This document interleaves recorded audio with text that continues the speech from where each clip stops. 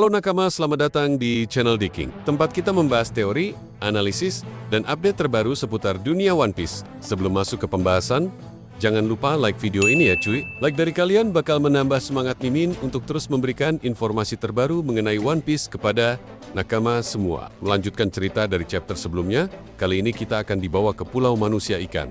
Di sini, kita diperlihatkan Rayleigh yang sedang berbicara dengan Raja Neptunus. Rayleigh mengatakan bahwa pesan yang disampaikan oleh Dr. Vegapunk beberapa waktu lalu adalah peringatan besar bagi seluruh makhluk di dunia One Piece, terutama mereka yang tinggal di bawah Red Line. Menariknya, di momen ini Rayleigh juga menegaskan kepada Raja Neptunus bahwa dirinya akan pergi ke Pulau Elbaf, tempat di mana para raksasa tinggal. Raja Neptunus pun bertanya, apakah tujuan Rayleigh ke Elbaf adalah untuk bertemu dengan Luffy?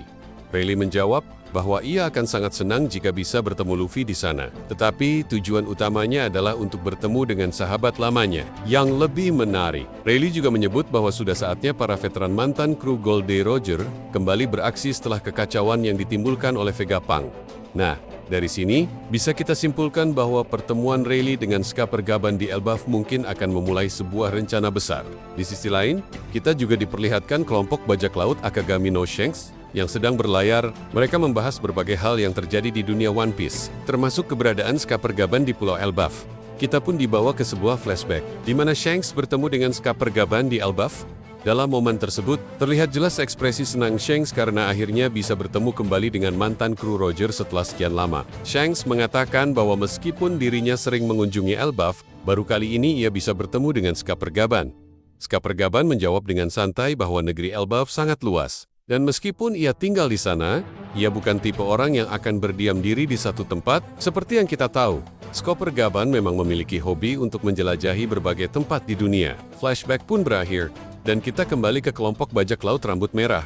Shanks merasa lega mengetahui bahwa Skipper Gaban masih hidup dan tinggal di Elbaf. Menurutnya, keberadaan Skipper Gaban akan membuat negeri Elbaf semakin aman. Bahkan, jika ada ancaman dari pihak luar, Skipper Gaban akan berada di garis depan untuk menghadapinya. Menurut Shanks, Skipper Gaban adalah sosok yang jauh lebih kejam dibanding Roger dan Rayleigh dalam pertarungan. Shanks juga mengingat kembali bagaimana dulu Skipper Gaban dan Roger pernah bertarung hanya karena Roger tidak mengizinkannya membunuh musuh. Mendengar cerita ini, para kru bajak laut rambut merah pun terkejut. Sebagai mantan tangan kanan Roger, reputasi Skipper Gaban di dunia bajak laut memang tidak main-main. Namun, Shanks juga menambahkan bahwa meskipun usianya sudah tua, kekuatan Skipper Gaban masih belum bisa diremehkan. Nah, di momen ini, Yasop bertanya apakah Luffy dan kru topi jerami sudah bertemu dengan Skipper Gaban.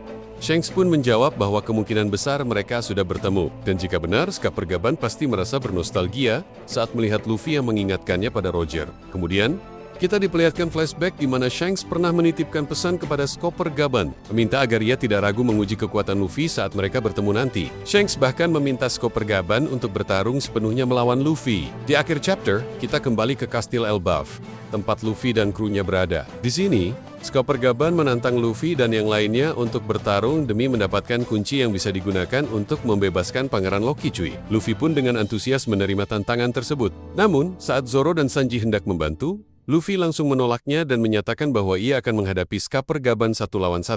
Hal ini membuat Zoro tersenyum, sementara Nami dan Usopp terlihat panik. Luffy langsung memulai pertarungan dengan mencoba meraih kunci menggunakan kekuatan Gomu Gomu no Mi. Tetapi Skipper Gaban dengan mudah membaca gerakannya menggunakan Kenbunshoku Haki tingkat tinggi. Itulah analisis mengenai apa yang kemungkinan akan terjadi di One Piece Chapter 1140. Jika kalian punya pendapat lain atau teori menarik, silakan tulis di kolom komentar ya cuy. Jangan lupa subscribe dan nyalakan lonceng notifikasi agar tidak ketinggalan update terbaru dari channel ini. Sampai jumpa di video selanjutnya. Sampai bertemu lagi nakama.